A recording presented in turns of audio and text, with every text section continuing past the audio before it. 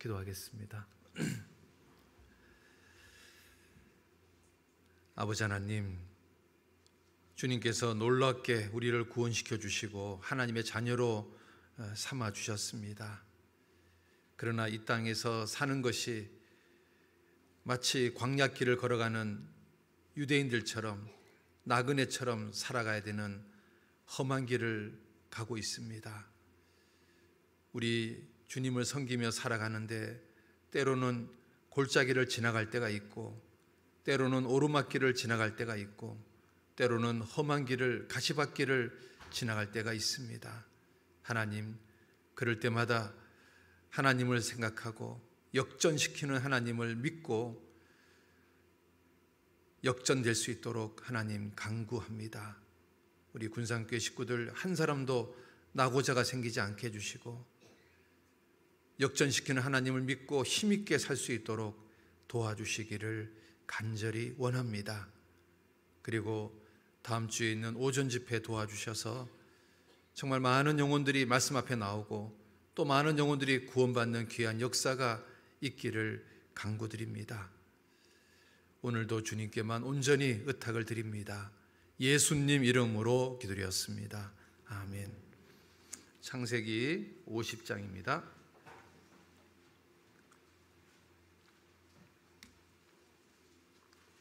창세기 50장 20절입니다. 같이 읽겠습니다.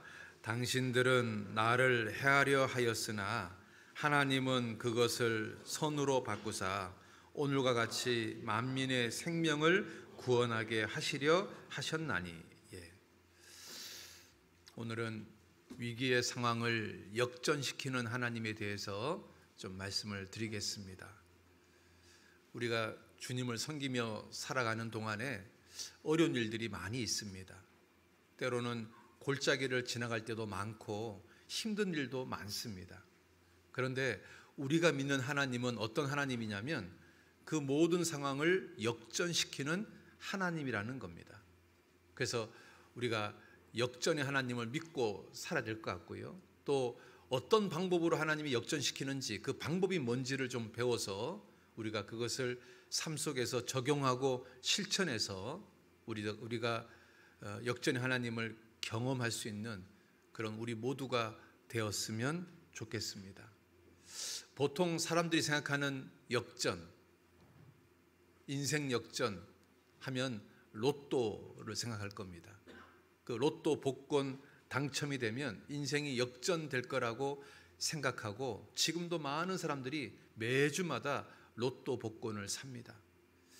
그 로또 복권이 당첨될 확률이 벼락을 6번 맞을 확률이라고 그러지 않습니까?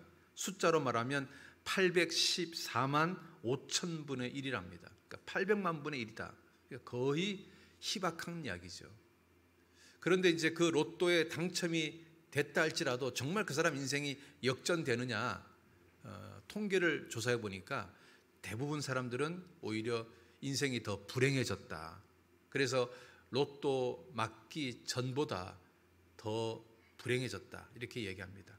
그래서 많은 사람들이 로또 맞은 것에 대해서 후회합니다. 또 어떤 사람들은 아파트 투기를 해서 인생 역전을 좀 해봐야 되겠다. 땅을 사서 인생 역전을 해봐야 되겠다. 주식을 사서 인생 역전을 해봐야 되겠다. 라고 생각하고 지금 많은 세상 사람들은 거기에 정말 매여 살고 있습니다. 그런데 그걸 통해서 인생 역전이 되었다. 그래서 정말 인생이 행복하게 되었다라고 말하는 사람들은 별로 없습니다. 거의 없습니다. 그런데 진짜 인생 역전, 그것을 해주시는 분은 우리 하나님이십니다. 하나님은 우리 인생을 역전시켜 주시는 분이라는 겁니다. 그래서 오늘 우리가 그 역전의 하나님에 대해서 좀 생각해 보겠습니다.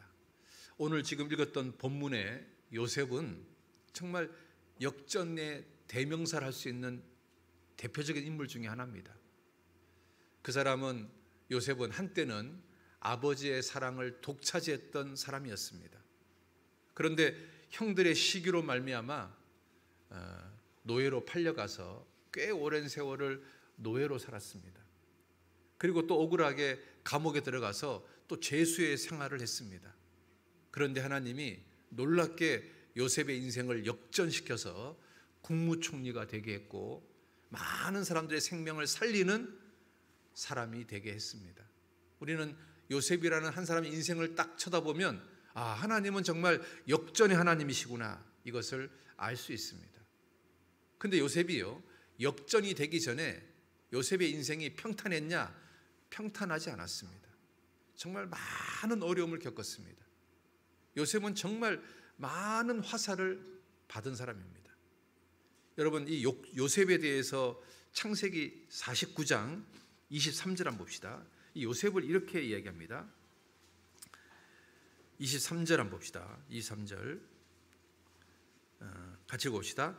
활 쏘는 자가 그를 학대하며 그를 쏘며 그를 군박하였으나 요셉의 활이 도리어 경강하며 그의 팔에 힘이 있음이. 여기 보시면 요셉에 대해서 지금 성경은 뭐라고 말하냐면 요셉은 화를 많이 받았다, 화살을 많이 맞았다, 이렇게 이야기하고 있습니다.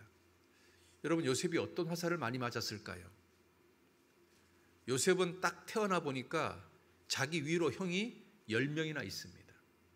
근데 이 10명의 형들이 다 엄마가 틀려요. 여러분, 야곱의 아내가 4명이잖아요. 그 4명의 아내를 통해서 12명의 자식이 태어났지 않습니까? 그러니까 이 요셉이 딱 태어나서 보니까 자기 형들이 다 배가 달라요. 그리고 그 배가 다른 그 자기들끼리 또 이렇게 분열되어 있고, 그리고 자기는 또 자기 아버지가 가장 사랑하는 라헬에서 태어난 사람인 거예요. 그러니까 아버지한테는 사랑을 받을지 모르지만 형들한테는 굉장한 시기를 받았을 겁니다. 형들이요, 아버지가 없을 때 요셉에게요 화살을 엄청나게 쐈을 겁니다. 그 모진 말, 상처가 되는 말, 어떤 그 마음에 어떤 그 깊은 그 상처가 되는 말들을 형들한테 많이 들었을 겁니다. 요셉은 어렸을 때부터 화살을 많이 맞았습니다. 그러다가 또 자기 엄마가 돌아가셨습니다. 나머지 형들은 자기 엄마가 있어요. 엄마의 사랑을 받는데 자기는 엄마가 없습니다. 그러니까 그 나머지 계모들이요 또 얼마나 자기 마음에 상처를 줬겠습니까? 그러니까 요셉의 어린 시절은 한마디로 말하면 화살을 많이 맞은 인생이었습니다. 상처가 진짜 많은 인생이었습니다. 딱 한 분, 아버지 야곱만 사랑을 받았지 나머지 모든 사람한테 요셉은 철저하게 외면당하고 철저하게 상처받는 그런 인생을 살았습니다. 그러다가 이제 애굽의 노예가 됐습니다. 여러분, 요셉이요 애굽의 노예가 됐는데 바르게 사니까 주인이요 요셉을 이뻐합니다. 그러면 여러분, 나머지 다른 노예들이요 그걸 가만두겠습니까? 시기 질투하지 않겠습니까? 어디서 굴러온 돌이 박힌 돌을 빼내려고 하네? 그러니까 요셉이요 노예 생활할 때도 화살을 많이 맞았을 겁니다. 주인이 자기를 사랑하면 사랑할수록 나머지 노예들한테 엄청난 화살을 맞았을 겁니다. 요셉은 노예 생활하면서도 화살을 많이 맞았습니다. 이제 또 억울하게 또 감옥에 들어가게 됐습니다. 또 감옥에서도 성실하게 사니까 감옥의 간수장이 또 요셉을 총애합니다. 그러니까 또 나머지 그 죄수들이요 또 시기하지 않았겠어요? 그러니까 요셉은 평생 인생을 돌아보면 정말 화살을 많이 맞은 사람입니다. 우리 같았으면 아마 그 화살 때문에 벌써 인생을 자살했거나 아니면 곁길로 가거나 뭐 벌써 아니면 우울증에 걸렸거나 뭐 공황장애에 걸렸거나 우리 같으면 벌써 실패한 인생이 됐을지도 모릅니다. 그런데 요셉은 그 많은 화살을 맞았는데 꿋꿋이 견뎠습니다. 하나님을 바라본 겁니다. 그래, 하나님이 내 인생을 역전시켜 주시겠지. 내가 지금 억울하게 노예가 됐고 내가 지금 억울하게 감옥에 들어갔는데 하나님이 다 알고 계시겠지. 하나님께서 언젠가는 내 인생을 풀어주시겠지. 요셉이요, 그렇게 많은 화살을 맞았지만 견딜 수 있었던 비결이 뭐냐면 오직 하나님, 그래, 하나님은 아시잖아. 하나님은 정확하게 보고 계시잖아. 하나님이 풀어주시겠지. 그런데 하나님은 정말 요셉을 풀어줬습니다. 요셉을 역전시켜줬습니다. 그것도 왕 다음으로 높은 넘버 2가 되는 국무총리가 되게 하셨습니다. 우리는 요셉을 통해서요, 우리는 하나님이 어떤 분인지 알 수 있습니다. 그분은 역전의 하나님이십니다. 그렇지 않습니까? 제가 신문에 보니까 재밌는 이야기가 하나 있더라고요. 여러분 가을에 열리는 감 있잖아요. 감인데 못생긴 감이 있었습니다. 그래서 이 못생긴 감은 별명이 뭐였냐면 너는 감자처럼 생겼다. 감인데 왜 이렇게 못생겨서 감자처럼 생겨서 얘 별명이 감자입니다. 감자. 그래서 많은 감들이요, 얘를 보면 야 감자, 야 감자 하고 놀렸습니다. 그 놀리님이 얼마나 마음에 상처가 됐는지 화병이 걸려가지고 병원에 입원했습니다. 그러니까 이제 동료 감들이요, 우리가 너무 심했나 보다. 얘한테 좀 문병 가서 사과해야 되겠다고 이제 병원에 문병을 갔습니다. 그랬더니 의사가 뭐라고 말하냐면 더 이상 이 사람 마음을 괴롭히는 말 하지 마세요. 안 그러면 이 속에서 터져가지고 감 터져 죽습니다. 그러니까 이제 이 친구들이 절대 하여튼 이 감이 싫어하는 말 안 하겠다고, 특히 감자란 말은 절대 안 하겠다고 약속을 하고 이제 문병을 갔습니다. 그래서 이제 감한테 미안하다고, 내가 너를 놀려서 미안하다고, 내가 정말 이제 다시는 잘하겠다고, 이제 친구처럼 잘 지내자고, 빨리 나으라고, 빨리 쾌유하라고 이제 막 얘기를 합니다. 그런데 얼마나 화가 났는지 이 감이요, 눈을 안 뜹니다. 계속 눈 감고 모른 척하고 있습니다. 화가 안 풀리니까. 그랬더니 옆에 있던 감이 이 감 귀에 대고 한마디 했는데요, 갑자기 속이 터져서 죽었습니다. 뭐라고 말했을까요? 감자? 그랬습니다. 하도 눈을 감고 있으니까. 자기는 감자란 말을 안 한 거예요. 자? 너 자냐 지금? 그런데 그게 얘 귀에는 뭘로 들린 겁니까? 감자로 들린 거죠. 여러분, 제가 이야기하는 이유가 많은 사람들은 아마 이럴 겁니다. 누군가한테 화살을 맞고 누군가한테 상처를 받고 정말 어려운 일이 겪고 골짜기를 지나가고 힘든 일을 지나가고 가시밭길을 지나가면 많은 사람들은 아마 정말 잘못될 겁니다. 뭐 자살을 하거나 우울증에 걸리거나 뭐 하여튼 인생을 갖다가 막 살거나 뭐 그러기가 쉬울 겁니다. 정말 이 감처럼 속이 터질 겁니다.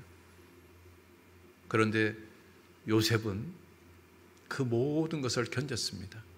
왠지 아십니까? 하나님이 역전의 하나님이라는 것을 요셉은 믿고 있었던 겁니다. 하나님이 살아계시지, 하나님이 지켜보시지, 하나님이 뭔가 이 억울한 상황을 풀어주시겠지. 그래서 오늘 우리가요, 인생이 역전되는 비결이 크게 2가지가 있습니다. 첫 번째는 내가 아무리 어렵더라도, 아무리 위기가 있더라도, 아무리 골짜기를 지나간다 할지라도, 아무리 가시밭길을 지나간다 할지라도 기도가 내 인생을 역전시키는 비결이라는 겁니다. 2번째는 뭔지 아십니까? 믿음입니다. 여러분, 믿음은 말씀을 붙잡는 겁니다. 말씀을 의지하는 겁니다. 여러분, 기도와 믿음이 내 인생을 역전시키는 겁니다. 자, 첫 번째, 기도에 대해서 좀 생각해 보겠습니다. 자, 먼저 시편 34편 한번 보겠습니다. 시편 34편.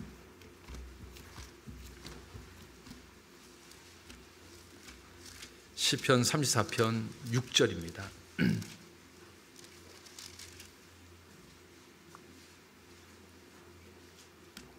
같이 읽겠습니다. 이 공고한 자가 부르짖음에 여호와께서 들으시고 그 모든 환난에서 구원하셨도다. 이 공고한 자가 여호와께 부르짖음에 여호와께서 들으시고 그 모든 환난에서 구원하셨도다. 여러분 있잖아요, 인생의 위기에서 역전을 경험하는 비결이 뭔지 아십니까? 하나님께 기도하는 겁니다. 여러분, 히스기야 왕 아십니까? 히스기야 왕은 나름 하나님 위해서 잘 살았습니다.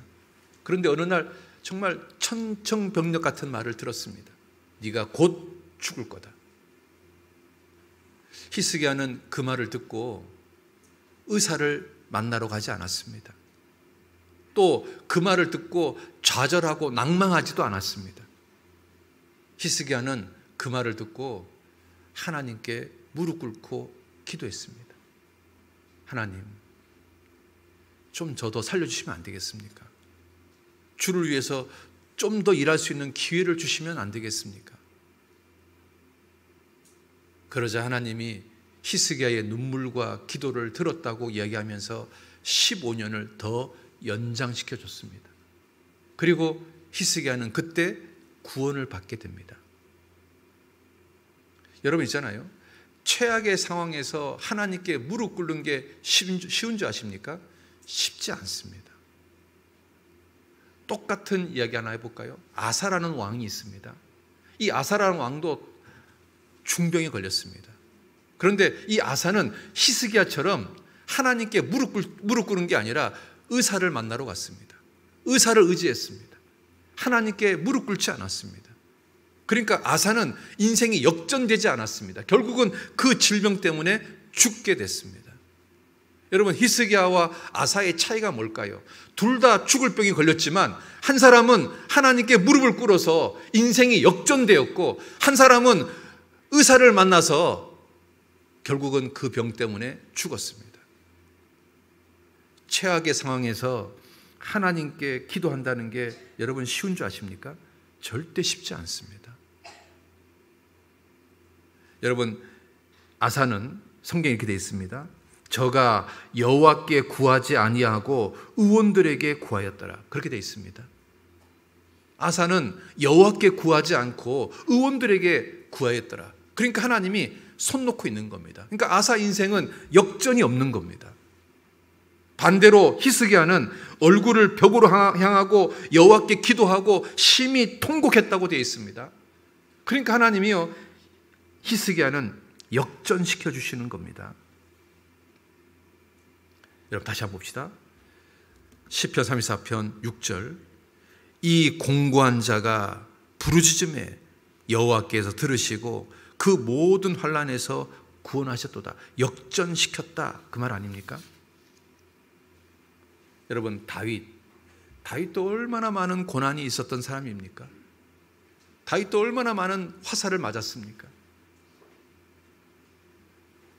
그냥 평범한 목동이었는데 어느 날 기름 부음 받고 자기가 의도하지 않았는데 그냥 우연히 형 만나러 갔다가 골리앗을 죽여서 일약 민족의 영웅이 됐습니다. 그때부터 사울 왕에게 평생 시기와 질투의 대상이 되고 죽임을 당하는 정말 도망자 신세가 되어버렸습니다. 다윗이 얼마나 고난이 많았습니까? 그런데 다윗은 그 모든 고난을 견뎠습니다. 그리고 하나님은 그 다윗을 역전시켜줬습니다. 이스라엘 최고의 왕으로 만들어줬습니다. 우리가 다윗을 봐도 있잖아요, 인생은 고난이 많다는 거 알 수 있습니다. 욥기 5장 한번 봅시다. 욥기 5장 7절입니다. 구약성경 욥기 5장 7절 찾았으면 같이 한번 읽어봅시다. 인생은 고난을 위하여 난나니 불티가 위로 나름 같으니라. 인생은 고난을 위하여 난나니. 그렇습니다. 왜 아이가 태어나면 우는 줄 아십니까? 평생 슬픔과 수고의 인생을 살아야 되니까 우는 겁니다. 너희 연수가 70이요 강건하면 80이라도 그 연수의 자랑은 수고와 슬픔뿐이요 라고 되어 있지 않습니까? 인생은 정말 고난을 위해서 태어난 겁니다. 평생 고난받으면서 사는 겁니다. 그러니까 울면서 태어나는 겁니다. 어떤 한 젊은이가 중국의 최고의 현자를 만나서 이렇게 물었습니다. 정말 인생이 너무 고난이 많은데 이 고난 없는 인생을 살 수 있는 비결이 뭔지 좀 알려달라고 그랬더니 그 현자가 이렇게 얘기하더랍니다. 너 정말 고난이 없이 행복하게 사는 사람 집을 발견하고 그 집 가서 씨앗 하나를 얻어오면 내가 방법 알려줄게. 그래서 이 청년이요, 정말 누가 행복해 보일까 이렇게 쳐다보니까 마을에서 가장 부자, 그리고 자식들도 나름 잘 성공한 그 집은, 저 집은 고난이 없겠지, 고민이 없겠지 하고 찾아갔습니다. 가서 이렇게 물었답니다. 부자님, 당신은 어떤 고민도 없으시지요? 라고 물었답니다. 그랬더니 그분이 이렇게 말합니다. 얻기는 많지, 남의 떡이 커 보이는 거야. 결국 이 젊은이는 고민이 없고 고난이 없는 집을 단 한 집도 발견하지 못한 채 현자를 만나러 왔습니다. 선생님, 그 어떤 집도 고민이 없고 고난이 없는 집은 없습니다. 그런 집을 못 만나봤습니다. 그제서 현자가 이렇게 말합니다. 그렇다고 인생을 태어나서 고난이 없고 고민이 없고 어려움이 없는 집은 그 어떤 집도 없다고. 다 나름의 고난이 있고 나름의 고민이 있고 나름의 슬픔이 있는 거라고. 남의 떡이 커 보이는 거라고. 그렇습니다. 여러분, 이 본문에 인생은 고난을 위하여 난나니, 이 말이 진짜인 겁니다. 여러분, 다윗 한번 보십시오. 다윗이 기름 부음을 받기 전에는 별로 인생에 고난이 없었을 겁니다. 그냥 양만 지키는 목동이만 되니까요. 그런데 다윗이 기름 붓고 나서 인생의 고난이 더 많아졌습니다. 평생 도망자가 됐던 겁니다. 우리는 다윗을 통해서 뭘 알 수 있습니까? 구원받기 전하고 구원받고 난 후하고 언제가 더 인생의 고난이 많냐? 구원받고 난 후에 인생의 고난이 더 많은 겁니다. 여러분, 이 땅에서 가장 큰 고난을 받으신 분이 누굽니까? 예수님 아니십니까? 우리는 예수님의 제자입니다. 스승이 가시밭길을 걸어갔는데 우리 인생은 그러면 가시밭길을 안 걸어가겠습니까? 예수 믿으면 만사가 형통할 거다, 번영신학, 이거는요 거짓말입니다. 세상의 엉터리 교회는 그렇게 이야기합니다. 예수 믿고 만사 형통하자고. 그거 다 거짓말입니다. 정말로 거듭나면, 정말로 예수님의 자녀가 되고 예수님의 제자가 되면 스승이 걸어간 길, 가시밭길을 가는 겁니다. 여러분, 가시밭길을 걸어간 사람에게 영광의 면류관을 주는 겁니다. 이 땅에서는 가시 면류관을 쓰는 겁니다. 저 땅 가서 영광의 면류관을 쓰는 거예요. 여러분, 예수님도 이 땅에서 영광의 면류관을 쓴 적이 없습니다. 예수님도 가시 면류관을 썼던 겁니다. 만사가 형통할 거다, 예수 믿으면 잘 될 거다, 그 거짓말입니다. 우리가 천국 갈 때까지 많은 고난을 받는 겁니다. 예수님의 12사도 어떤 누가 고난 없는 사람이 있었습니까? 다 고난이 있었고 다 순교당했습니다. 여러분, 베드로 전서에 이렇게 되어 있습니다. 사랑하는 자들아, 너희를 시련하려고 오는 불시험을 이상한 일 당한 같이 이상히 여기지 마라. 불시험을 이상히 여기지 마라. 이거 당연한 거다. 그래서 여러분, 성경에 이렇게 되어 있습니다. 우리는 백합화는 백합화인데 어디에 있는 백합화냐면 가시나무 가운데 있는 백합화다. 이 가시나무가 찌르는 겁니다. 근데 왜 그렇게 하실까요? 여러분, 가시가 찌르면요 백합화 향기가 더 진하게 나오는 겁니다. 하나님은 더 진하게 살라고 가시나무 가운데 백합화로 만드신 겁니다. 양은 양인데 어떤 양이냐면 이리 가운데 있는 양입니다. 사방에 이리가 있는 거예요. 그러니까 이 양은요 깨어 있을 수밖에 없고요, 이 양은 목자를 의지할 수밖에 없는 양이 되는 거예요. 하나님 그렇게 살라고 이리 가운데 양을 만드신 겁니다. 여러분, 신앙생활 만사형통이 아닙니다. 어려움이 있습니다. 그렇지만 하나님이 그것을 역전시켜 준다는 겁니다. 제가 어떤 글을 한번 소개해 드릴게요. 매일매일 웃고 살길래 슬픔이 없는 줄 알았습니다. 항상 씩씩하길래 아픔이 없는 줄 알았습니다.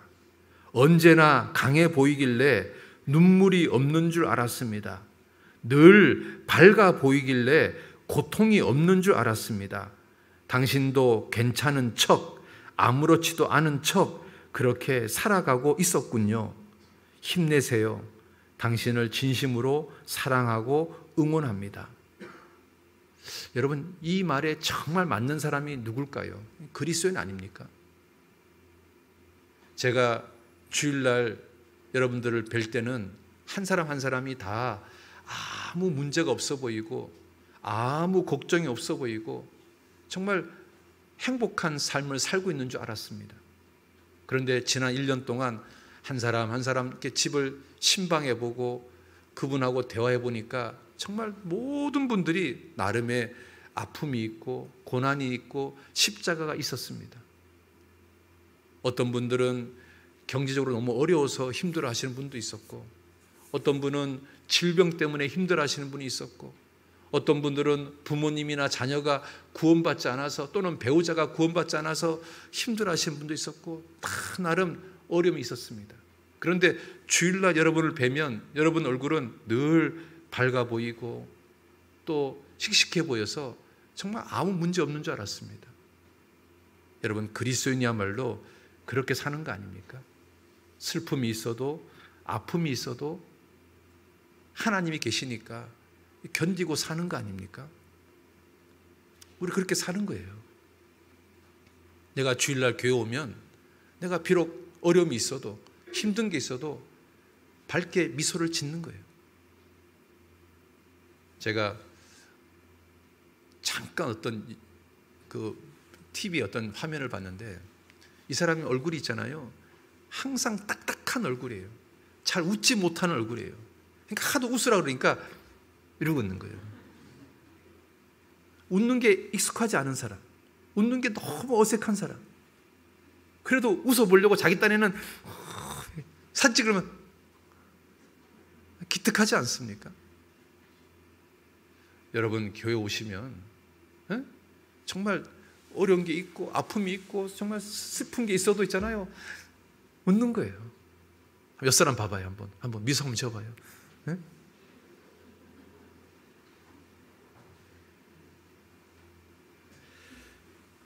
우리 그리스도인은 역전의 하나님이 계시니까요, 이겨낼 수 있습니다. 시편 50편 한번 봅시다. 시편 50편 15절, 시편 50편 15절 같이 한번 읽어봅시다. 환난 날에 나를 부르라. 내가 너를 건지리니 내가 나를 영화롭게 하리로다.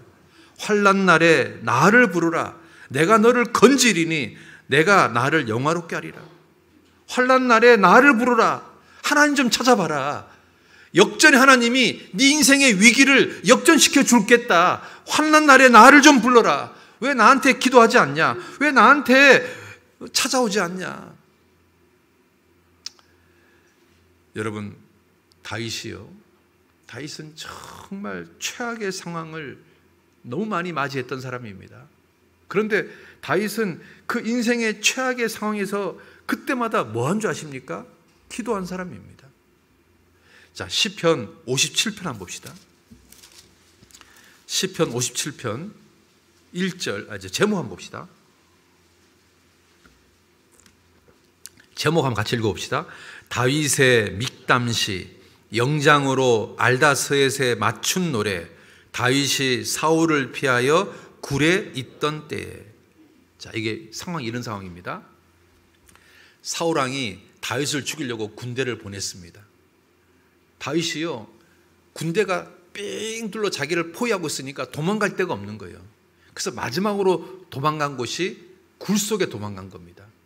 그러면 이제 여러분 도간에 든지가 된 거잖아요. 사울 왕의 군대가 동굴에 있는 다윗을 발견하기만 하면 이제 다윗은 죽어요. 왜? 동굴은 막혀 있으니까.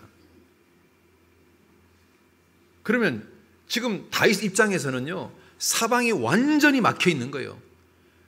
사방에 지금 사울의 군대가 자기를 죽이려고 삥 둘러쌌어요. 그리고 모든 병사가 지금 굴 속을 뒤지고 있는 상황에서 굴에 지금 갇혀 있는, 여러분 얼마나 최악의 상황입니까?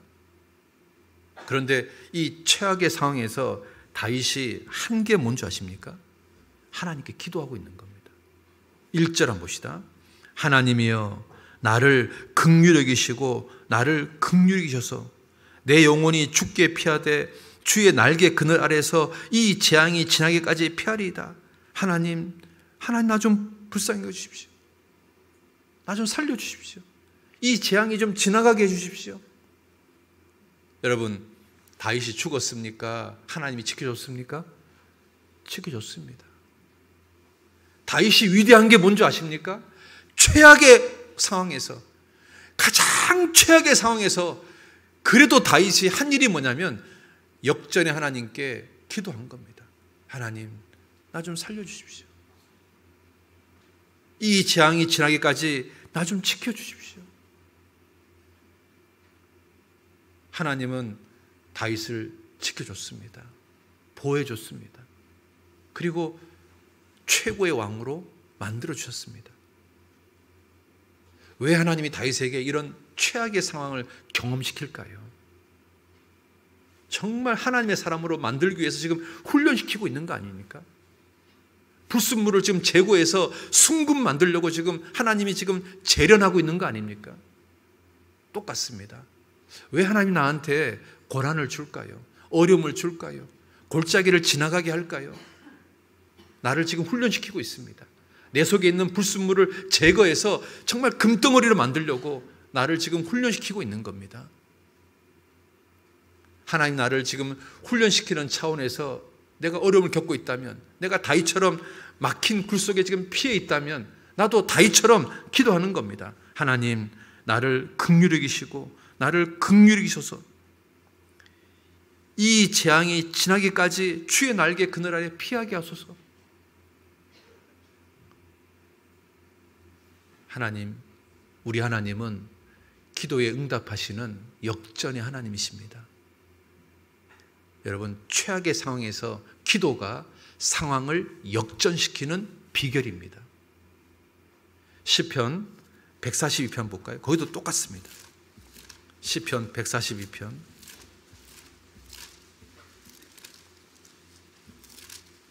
시편 142편 제목 한번 읽어봅시다. 같이 시작. 다윗이 굴에 있을 때에 지은 마스길 곧 기도. 다윗이요, 굴 속에 갇힌 경우가 여러 번 있었습니다. 사울 왕이 죽이려고 왔을 때 도망갈 데가 없어서 굴 속에 도망간 경우가 다윗 인생에 여러 번 있었습니다. 그런데 그때도 여전히 다윗은 하나님께 기도하고 있습니다. 1절 봅시다. 내가 소리내어 여호와께 부르짖으며 소리내어 여호와께 간구하는도다. 지금 다윗이요, 굴 속에서 한 일이 뭐냐면 하나님께 간절히 기도하는 겁니다. 하나님, 나 지금 너무너무 사방이 막혀 있습니다. 하나님, 나 좀 살려주십시오. 하나님은 다윗의 기도를 들으셨습니다. 그리고 다윗을 환난에서 건져줬습니다. 여러분, 다윗이요, 위기의 상황이 진짜 많았습니다. 시편 52편 볼까요? 시편 52편 제목 한번 봅시다. 다윗의 마스길 영장으로 한 노래. 에돔인 도액이 사울에게 이르러 다윗이 아히멜렉 집에 왔더라 말하던 때, 그러니까 이 도액이요, 사울 왕한테 꼰질른 겁니다. 지금은 다윗이 어디에 있는지 꼰질른 겁니다. 정말 다윗에게 위기의 상황입니다. 그때도 여전히 기도했습니다. 또 봅시다. 54편 봅시다. 다윗의 마스길 영장으로 현하게 맞춘 노래. 시빈이 사울에게 이르러 말하기를 다윗이 우리 곳에 숨지 아니하였나이까 하던때, 그러니까 다윗이 어디에 숨었는지가 발각된 상황. 그래서 군사가 다윗을 죽이려고 찾아온 상황, 다윗에게 굉장한 위기였죠. 그때도 다윗은 하나님께 기도했습니다. 56편도 봅시다. 다윗의 믹담시, 영장으로 요핫 엘렐 르호김에 맞춘 노래. 다윗이 가드에서 블레셋인에게 잡힌 때에 포로가 된 겁니다. 그러면 포로가 됐으니까 이제 곧 죽임을 당할 수 있는 상황이잖아요. 그런데도 다윗은 여전히 하나님께 기도하는 겁니다. 그래서 풀어놨습니다. 59편 한번 봅시다. 다윗의 믹담시, 영장으로 알다스에세 마친 노래. 사울이 사람을 보내어 다윗을 죽이려고 그 집을 지킨 때에. 자, 다윗이 어떤 집에 있었는데 사울의 군대가 그 집 앞에 탁 들이닥친 겁니다. 꼼짝없이 죽을 수밖에 없는 상황인데 이때도 다윗은 하나님께 기도하는 겁니다. 다윗이요, 인생의 위기를 진짜 많이 겪었던 사람입니다. 그런데 그 위기 때마다 다윗은 기도로 풀어나고 풀어지고 역전되고 역전됐습니다. 여러분, 인생의 그 위기의 상황을 역전시키는 비결이 뭔지 아십니까? 하나님께 기도하는 겁니다. 기도가 상황을 역전시키는 비결입니다. 여러분, 한나 아십니까? 이 엘가나라는 남자에게는 두 명의 아내가 있습니다. 하나는 한나고 하나는 분인나입니다. 그런데 이 분인나한테는 자식이 생기고 한나한테는 자식이 생기지 않았습니다. 그러자 이 분인나가 한나를 막 격동시키고 막 괴롭혔습니다. 이 분인나가 한나의 가슴에 화살을 엄청나게 많이 쐈습니다. 화살을 엄청나게 많이 맞았습니다. 그런데 이 한나가요, 좌절하지도 않았고 남편한테 울지도 않았고 하나님께 기도했습니다. 하나님께 부르짖었습니다. 하나님께 통곡했습니다. 그러자 하나님이 한나에게 사무엘을 줬습니다. 그 위대한 사무엘. 여러분, 분인나에서 난 자식은 역사 속에 남아있지 않습니다. 아무것도 아닌 사람들입니다. 그런데 한나에서 난 자식은 위대한 사무엘이 됐습니다. 여러분, 한나처럼 정말 위기의 상황에서 간절한 기도가 상황을 역전시키는 비결인 겁니다. 그렇지 않습니까? 어떤 글에 이런 내용이 있더라고요. 어떤 그리스도인이 버스를 탔답니다. 근데 그 버스에 사람들이 많이 있더랍니다. 다행히 자기가 앉을 수 있는 자리가 있어서 앉았답니다. 그런데 계속해서 더 많은 사람들이 버스에 타서 이제 버스에 많은 사람들이 서 있었답니다. 그런데 한 여학생이 굉장히 무거운 가방을 들고 이렇게 낑낑대고 있는데 그 모습이 너무 안쓰러워서 이게 손을 뻗칠 수가 없는 거리, 그러니까 조금만 가까이 오면 이렇게 만질 수 있는데 너무 멀리 있더랍니다. 그래서 자기가 속으로 그랬답니다. 저 학생이 나한테 조금만 가까이 오면 내가 이렇게 붙잡을 텐데, 또는 내 얼굴을 쳐다보기만 하면 학생 가방 나한테 줘라고 이야기할 텐데, 이 여학생이 자기를 쳐다보지도 않고 자기한테 가까이 오지도 않고 점점 자기하고 멀어지더랍니다. 그래서 버스 탄 내내 너무너무 마음이 안타까웠답니다. 내가 저 학생 도와주고 싶은데 저 학생이 나를 안 쳐다보네. 저 학생이 나한테 가까이 오지를 않네. 그리고 이제 버스에 내려서 집에 가가지고 성경을 읽다가 크게 깨달았답니다. 그렇구나.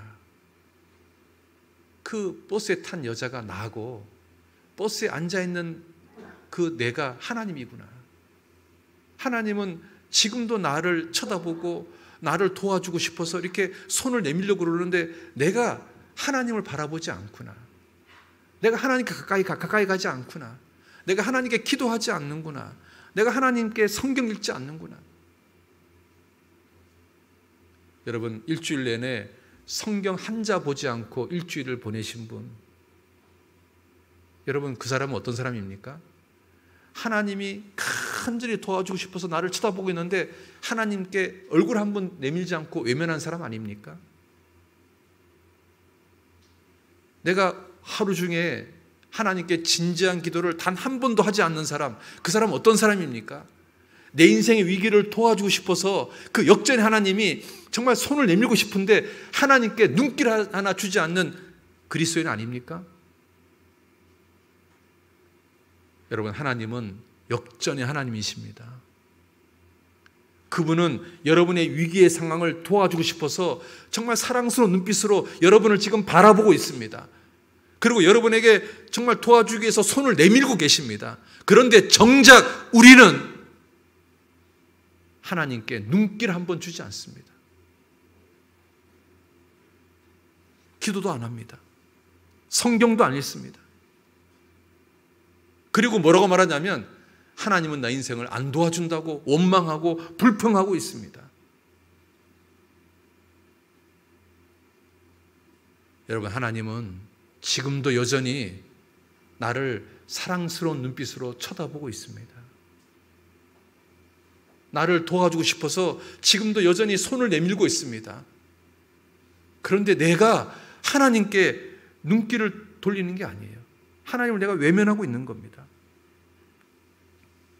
여러분, 간절한 기도가 인생의 위기를 역전시켜 주는 겁니다. 우리 하나님께 무릎 꿇었으면 좋겠습니다. 여호와께 무릎 꿇는 것이 가장 지혜로운 겁니다. 가장 좋은 겁니다. 하나님께 기도하는 것이 최고의 방법입니다.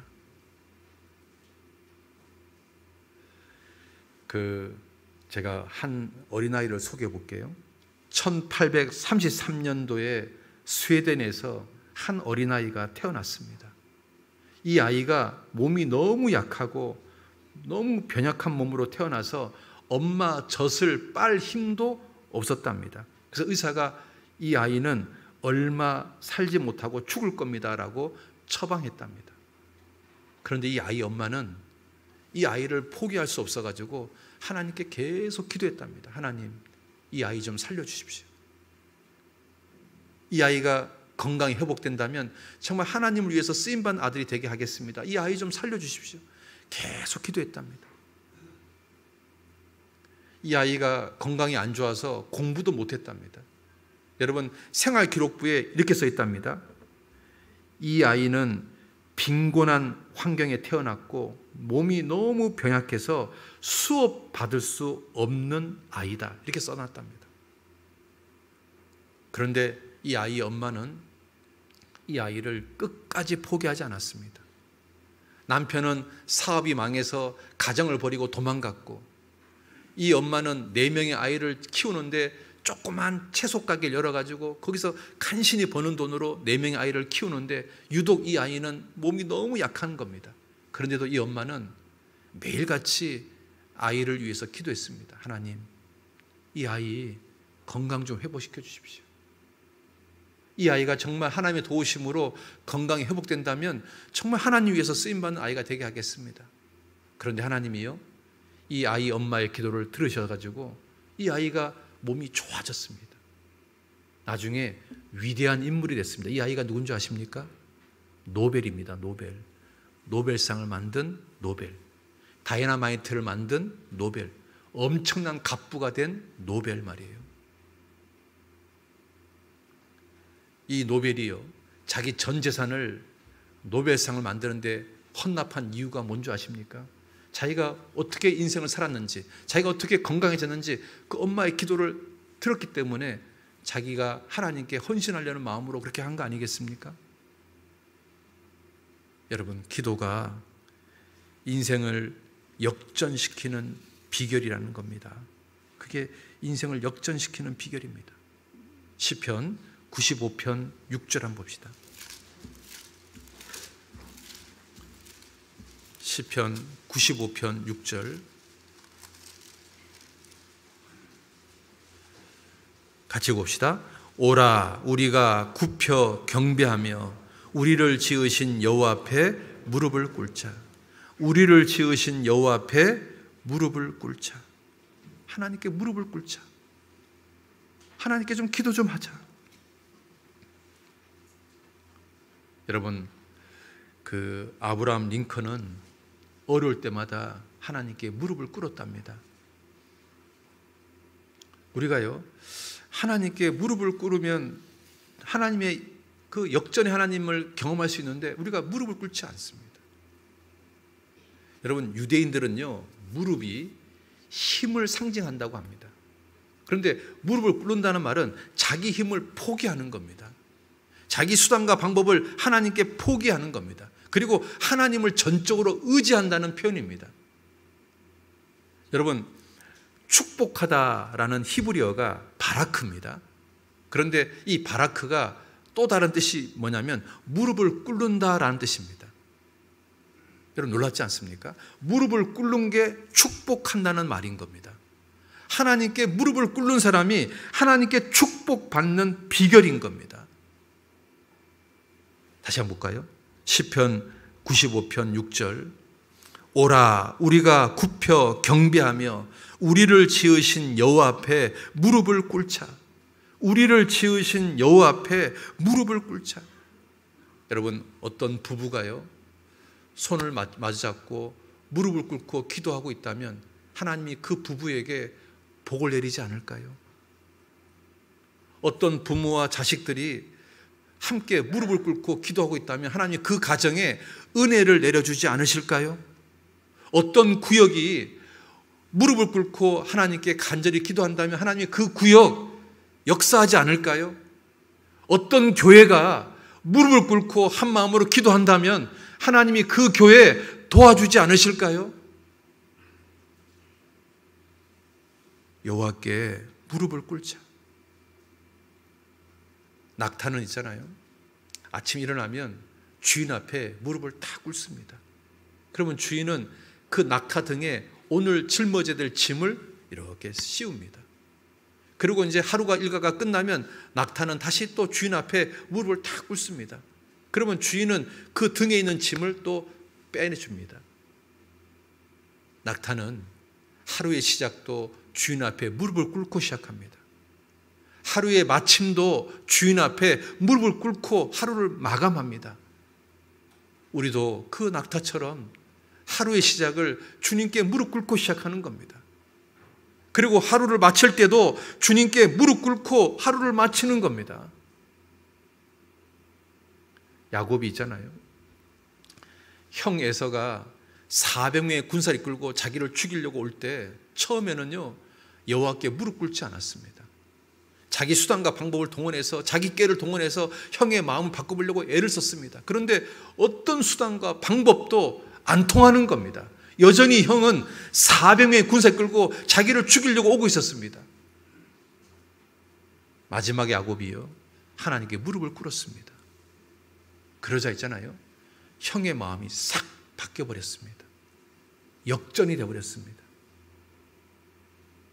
여러분, 내 인생의 위기, 내 인생의 어려움, 이것을 역전시키는 비결이 뭘까요? 하나님께 무릎 꿇는 겁니다. 여호와께 무릎을 꿇자. 여호와께 무릎을 꿇자. 주님께 무릎 꿇는 겁니다. 그 웨슬레 집이 지금도 있답니다. 많은 사람들이 웨슬리 집에 이제 가면은 그 웨슬리가 기도하던 자리를 보여준답니다. 근데 그 기도하는 자리에 가면 마루가요, 이렇게 무릎이 이렇게 마루가 이렇게 움푹 패여 있답니다. 웨슬레가 얼마나 그 동일한 장소에서 무릎을 꿇고 기도했으면 그 자리가 이렇게 패여 있답니다. 그래서 많은 사람들이 그 웨슬레 집에 가서 그 마루가 이렇게 패여 있는 모습을 보고 굉장한 감동을 받는답니다. 아, 저 웨슬레는 평생 하나님께 무릎 꿇었구나. 그 사도 요한이 반모섬에 유배됐잖아요. 그 반모섬에 가면은 사도 바울이 기도를 얼마나 했는지 바위가 이렇게 패여 있는 곳이 있다고 합니다. 그 반모섬에서 사도 요한이 얼마나 기도했으면 그 바위가 이렇게 패여 있겠습니까? 하나님 있잖아요, 무릎 꿇는 사람 한 번도 외면한 적이 없습니다.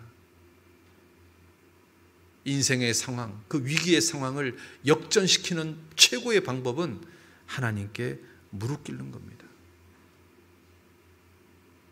여러분, 성경에 나오는 사람들 하나님이요 의도적으로 인생의 바닥에다가 쳐넣습니다.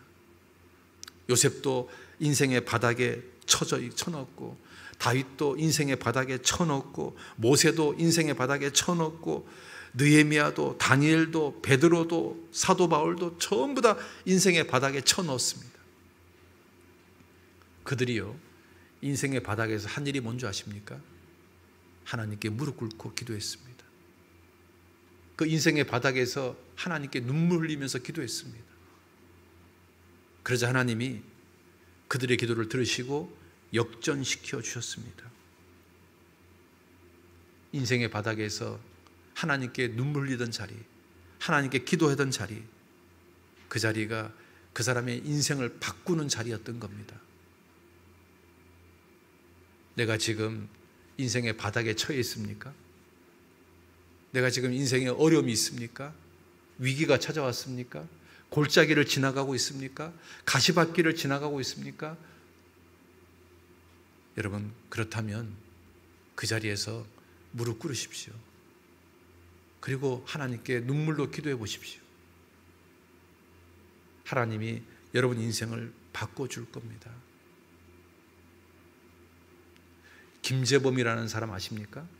그 유도로 그랜드 슬램을 달성한 사람. 그 사람이요 하나님께 정말 기도를 하고 싶어서 10시 4분에 기도해야 되겠다. 그래서 매일 10시 4분 되면 기도했답니다. 딱 시계 핸드폰 알람을 해가지고요 10시 4분 되면 알람이 확 울리면 그때 기도했답니다. 그래서 왜 10시 4분이 하냐 했더니 천사 좋잖냐고. 그 왜 기도하냐고요? 그랬더니 나 그랜드 슬램 좀 달성하고 싶다고. 그랬는데 정말 하나님 기도를 들어줬는지 김재범이가 그랜드 슬램을 달성했다 그러지 않습니까? 정말 무식한 운동선수도 하나님께 무릎을 꿇습니다.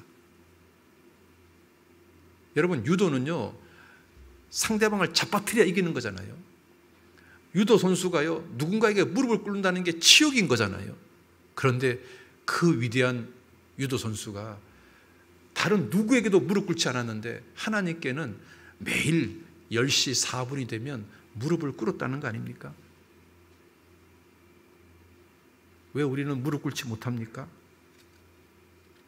왜 인생의 위기를 그냥 한탄만 하고 있습니까? 왜 역전히 하나님을 믿지 못하고 하나님께 무릎 꿇지 못하십니까? 그 역사가들이요 지난 1000년 동안 최고의 정치인을 뽑으라 그랬더니 모든 역사학자가 거의 다수결로 엘리자베스 1세가 지난 1000년 동안 최고의 정치적인 지도자라고 이야기한답니다.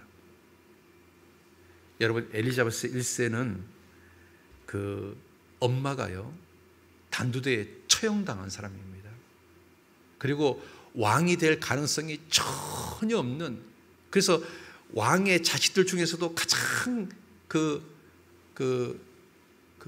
촉망받지 못했던, 그래서 이 사람은 왕이 안 될 거야. 왜냐하면 이 왕이 아내가 여러 명 있었는데 가장 그 권력이 없는 아내의 자식이었거든요. 그러니까 아무도 엘리자베스 1세가 왕이 될 거라는 생각을 안 했기 때문에 그 사람한테 줄도 되지 않았습니다. 그리고 이 엄마도 단두대에 처형됐고, 그런데 이 신하들이요 허수아비 왕을 만들어서 자기들이 마음대로 하고 싶어가지고 가장 연약해 보이는 엘리자베스 1세를 왕으로 세운 거예요. 꼭두같이 만들려고. 그런데 이 여자가 왕이 되는 날 하나님께 무릎을 꿇었습니다. 하나님, 영국 최고의 왕이 되게 해달라고. 정말 역사에 길이 남을 수 있는 왕이 되게 해달라고. 그리고 매일마다 엘리자베스 1세는 하나님께 무릎을 꿇고 기도했답니다.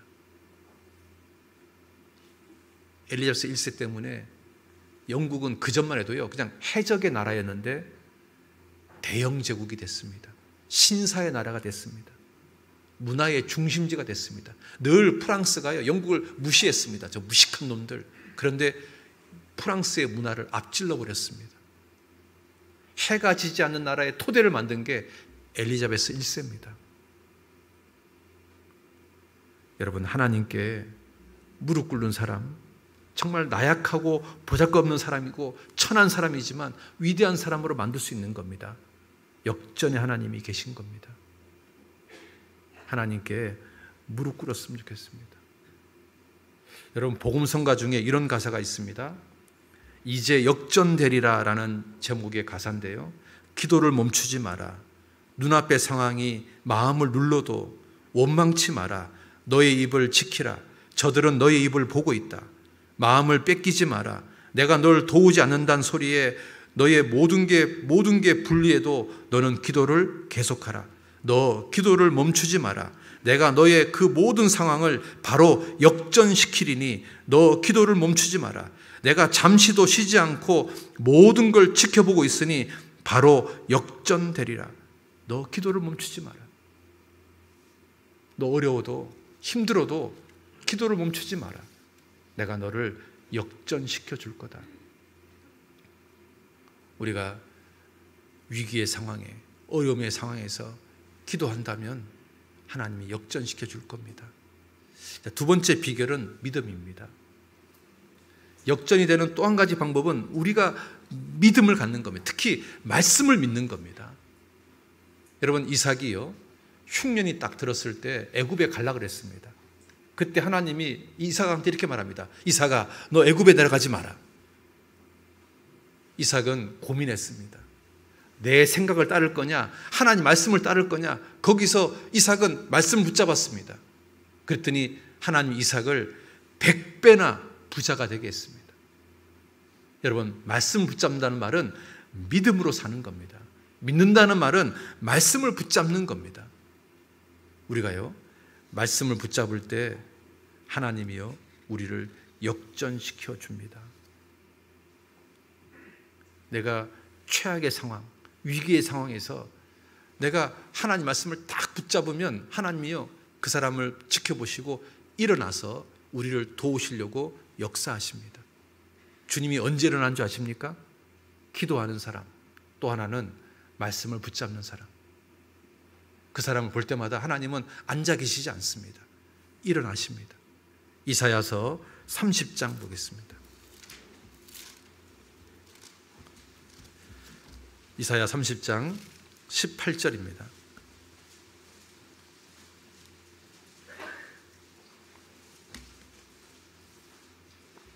이사야 30장 18절 같이 봅시다. 그러나 여호와께서 기다리시리니 이는 너희에게 은혜를 베풀려 하심이요 일어나시리니 이는 너희를 긍휼히 여기려 하심이라. 대저 여호와는 공의 하나님이시라. 무릇 그를 기다리는 자는 복이 있도다. 여기 뭐라 되어 있습니까? 일어나시리니. 왜 일어나시는 겁니까? 긍휼히 여겨주시려고, 도와주시려고 일어나십니다. 내 상황을 역전시켜 주시려고 일어나십니다. 언제 일어나십니까? 말씀을 붙잡는 사람, 믿음으로 하나님께 나가는 사람. 여러분, 룻기의 룻 아십니까? 룻은 남편이 죽었습니다. 젊은 여자입니다. 청상 과부가 됐습니다. 시어머니는 이제 고향 땅으로 가겠다고 합니다. 그런데 이 룻은 시어머니를 따라서 나섰습니다. 평생 가난하게 살지언정, 평생 과부로 살지언정 내가 하나님 믿고 살아야 되겠다.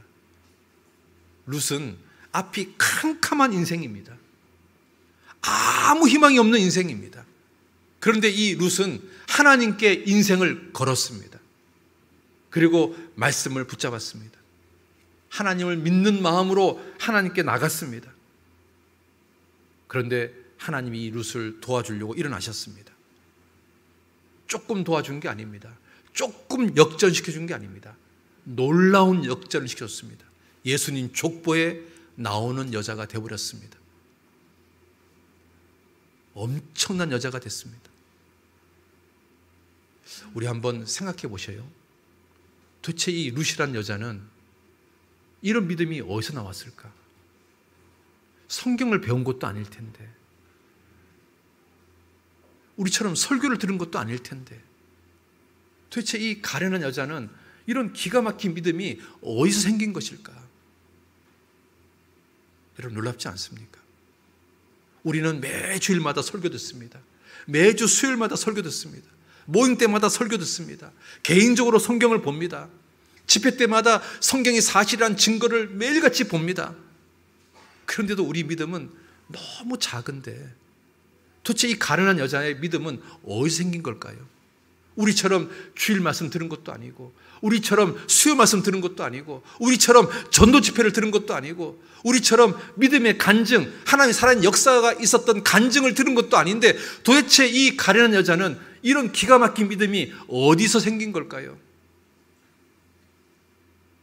여러분, 너무 놀랍지 않습니까?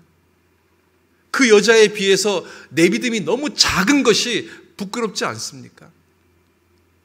왜 나는 믿음이 이거밖에 안 될까? 로마의 백부장은 어떻습니까? 그 로마의 백부장은 유대인이 아닙니다. 성경을 배운 사람이 아닙니다.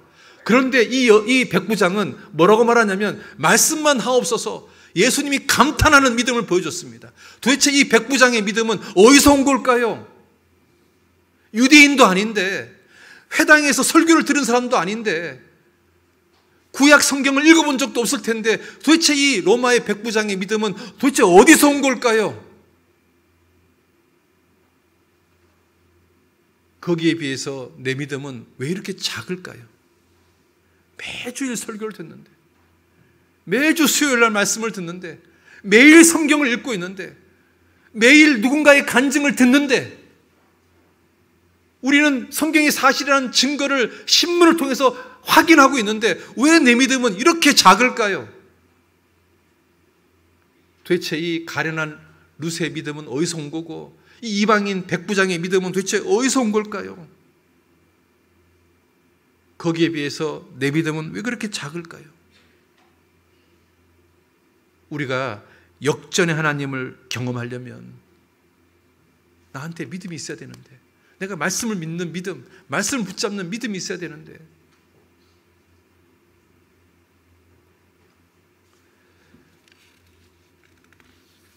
우리 있잖아요, 정말 말씀을 믿는 믿음, 말씀을 붙잡는 믿음.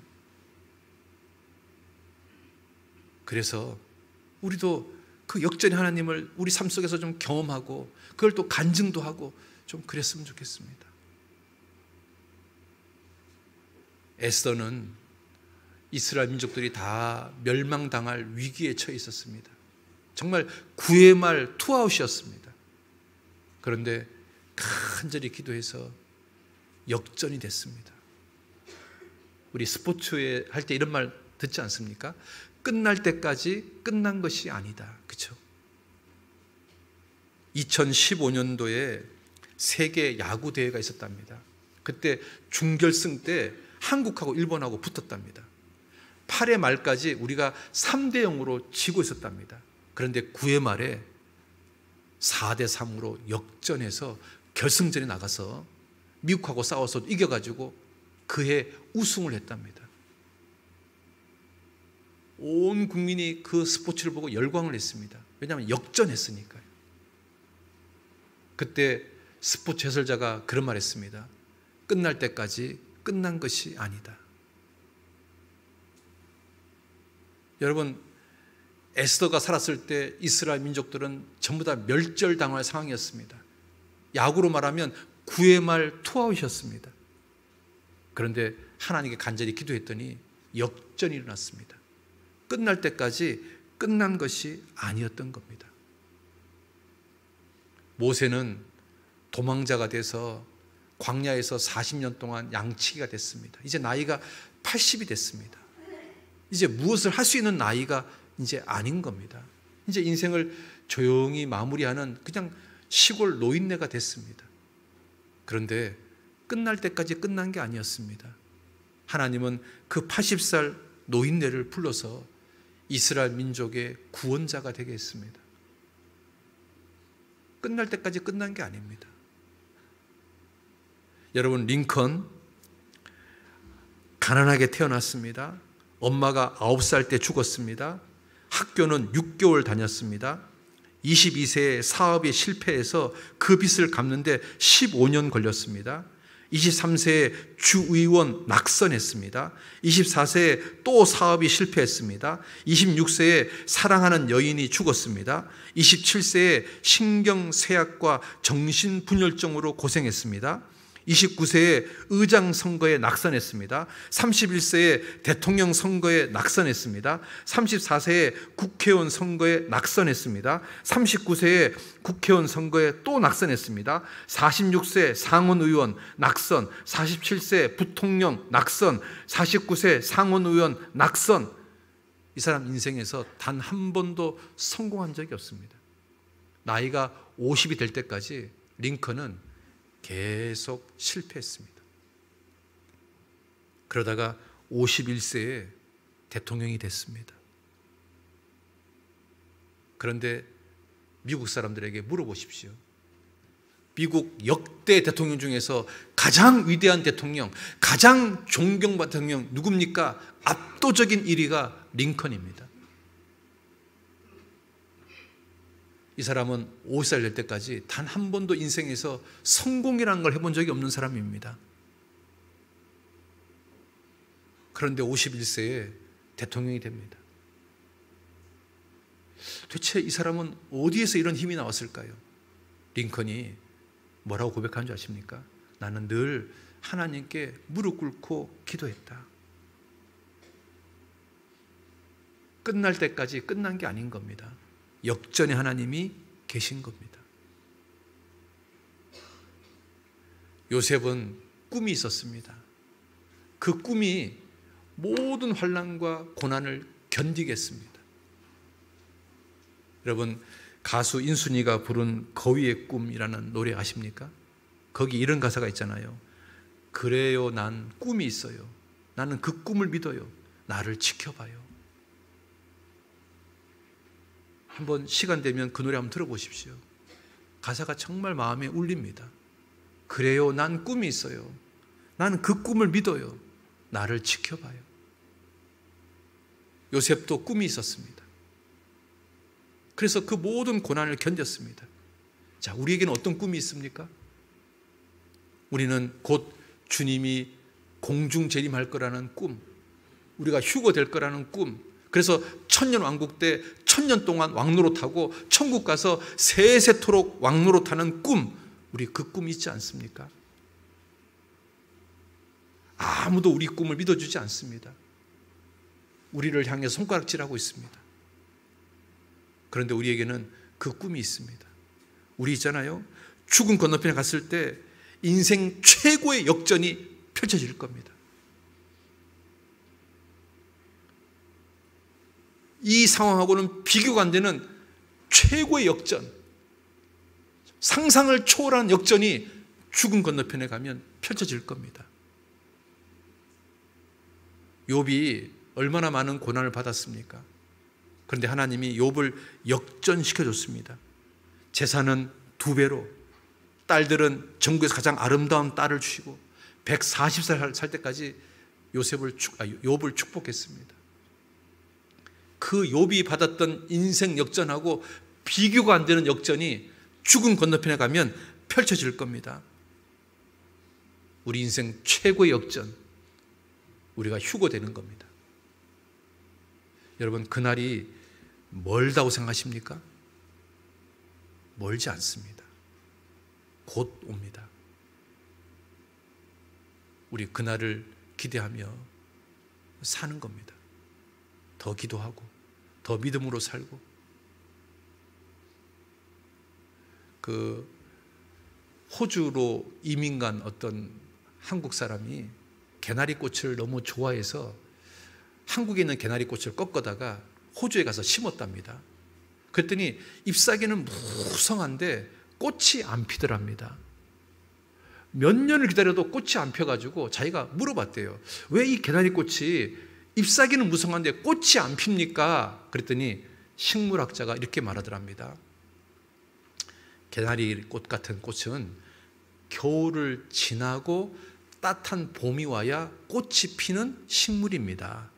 그것을 추나 현상이라고 합니다 라고 얘기하더랍니다. 이 사람이 그걸 통해서 많은 걸 깨달았답니다. 아, 겨울이 정말 있어야 되는구나.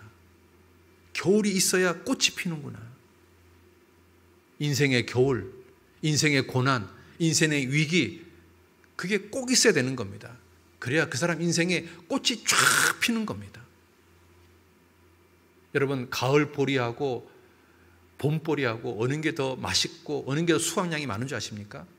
우리 생각에는 봄에 심은 보리가 수확이 많을 것 같고 맛있을 것 같지 않습니까? 그런데 실제로는 가을에 심은 보리가 수확이 많고 맛있답니다. 이유는 뭔지 아십니까? 그 보리가 겨울을 견디는 겁니다.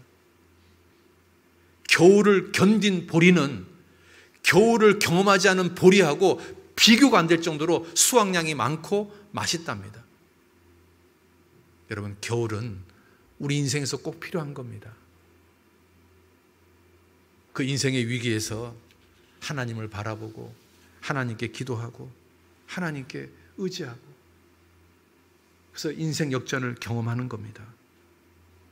우리 인생 아직 끝나지 않았습니다. 아직도 더 좋은 날이 우리에게 오지 않았습니다. 그 날이 죽음 건너편에 펼쳐질 겁니다. 그리고 이 땅에서도 크고 작은 역전을 경험하게 하실 겁니다. 우리 역전의 하나님 믿고 우리 힘있게 살았으면 좋겠습니다. 기도하겠습니다. 아버지 하나님, 우리가 믿는 하나님은 역전의 하나님이신 것을 우리가 성경의 많은 사례를 통해서 경험했습니다. 다윗이 그랬고, 요셉이 그랬고, 아브라함이 그랬고, 야곱이 그랬고, 다니엘이 그랬고, 다니엘의 세 친구가 그랬고, 성경에 나오는 모든 인물들이 역전의 하나님을 경험했습니다. 그들이 기도를 통해서 또 말씀을 믿는 믿음을 통해서 하나님의 역전을 경험했습니다. 우리도 간절한 기도와 또 믿음으로 우리 삶의 많은 역전을 경험해서 하나님을 찬양하는 우리 모두가 되게 도와주시옵소서. 그리고 죽음 건너편에 갔을 때 인생 최고의 역전이 펼쳐질 거라는 소망을 가지고 남은 생에 힘있게 살 수 있도록 도와주시옵소서.